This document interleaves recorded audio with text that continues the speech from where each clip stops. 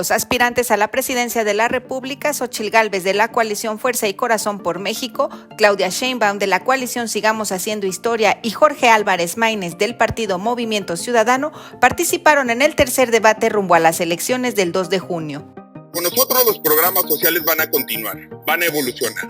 Y con nosotros va a haber democracia, porque he sido el único candidato en respetar la ley. Este 2 de junio, elige feliz. Vota por lo que crees. Vengo aquí a defender la vida, la verdad y la libertad. Te tengo una buena noticia. Los mexicanos ya despertamos, ya ganamos. Hoy, en muchísimas ciudades, miles y miles de mexicanos salieron a las calles a defender la democracia. No tengo ninguna duda, la esperanza ya cambió de manos. Nos encontramos en Tlatelolco, donde ocurrió uno de los episodios más dolorosos de la historia de México, la represión del 2 de octubre, cuando un presidente priista ordenó la represión y el asesinato de jóvenes que luchaban por la libertad. 56 años después nos encontramos aquí, con el mismo PRIAN, y nosotros, aquellos jóvenes, hijos y nietos del 68, Durante este último encuentro, los candidatos debatieron sobre política social, inseguridad y crimen organizado. La vieja política nos acostumbró a la desigualdad y a la pobreza. Por eso somos el 9º país con más pobres en el mundo y uno de los más desiguales. Solo Mozambique y la República del Centro Africana concentran el ingreso en el 1% de la población de manera más desigual que México. Por eso hemos planteado que sigan incrementándose los salarios y que tengamos una política de jornada laboral digna.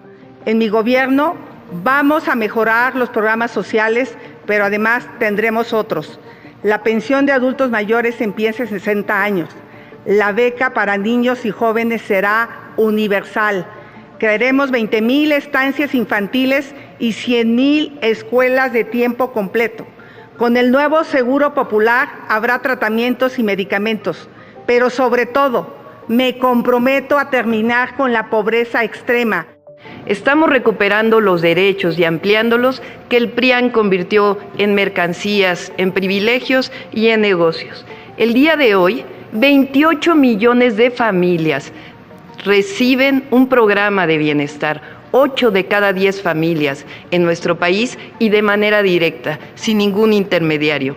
Aumentó el salario mínimo y también aumentaron las condiciones laborales para los trabajadores y para las trabajadoras. Disminuyó la pobreza y disminuyó la desigualdad. La seguridad ha sido un fracaso en este sexenio.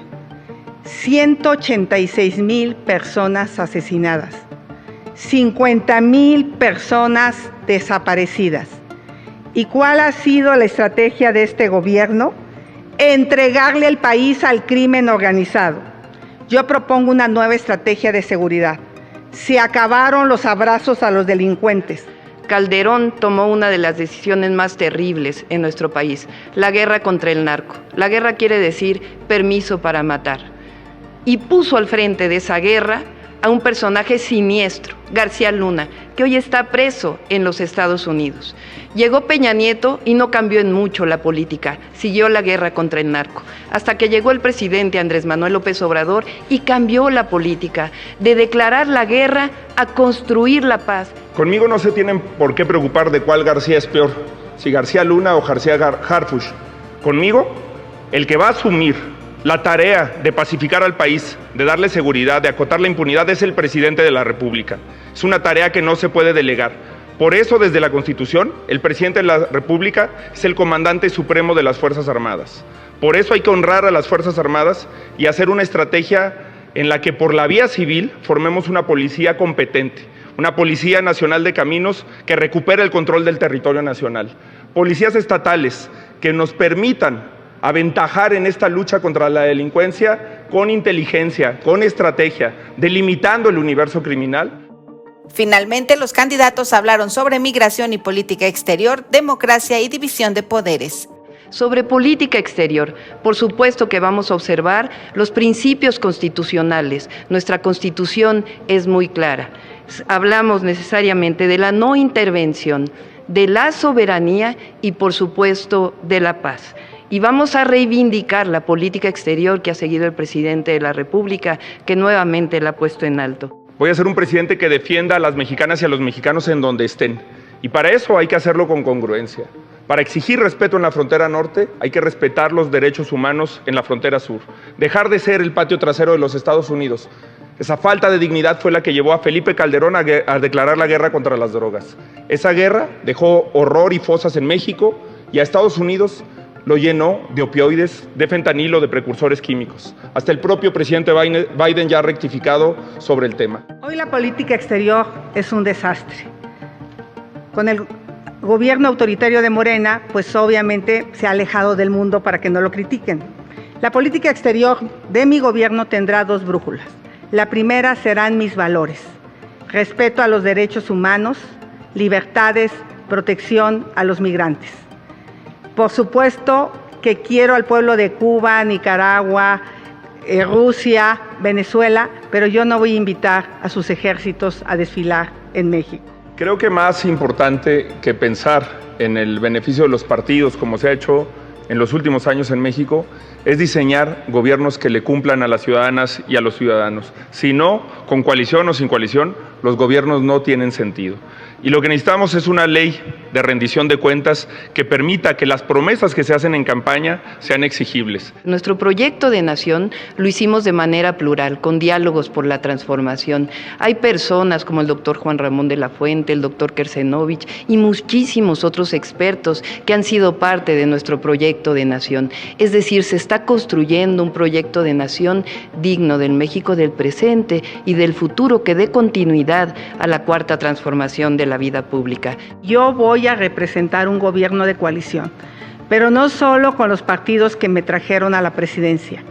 Yo sí me voy a sentar con todos. Voy a ser una presidenta daltónica, con los guindas, con los rojos, con los verdes, con los amarillos, con los naranjas, con los azules, con todos, porque somos un país plural, somos un país que tiene que construir consensos. México tiene 2 caminos: que siga la corrupción, la violencia y la mentira. O el camino que yo te ofrezco, un gobierno honesto, que trabajemos en recuperar la paz y la tranquilidad, pero sobre todo que recuperemos la libertad. Por eso te invito a confiar en ti, en lo que crees, a que votes por lo que te representa.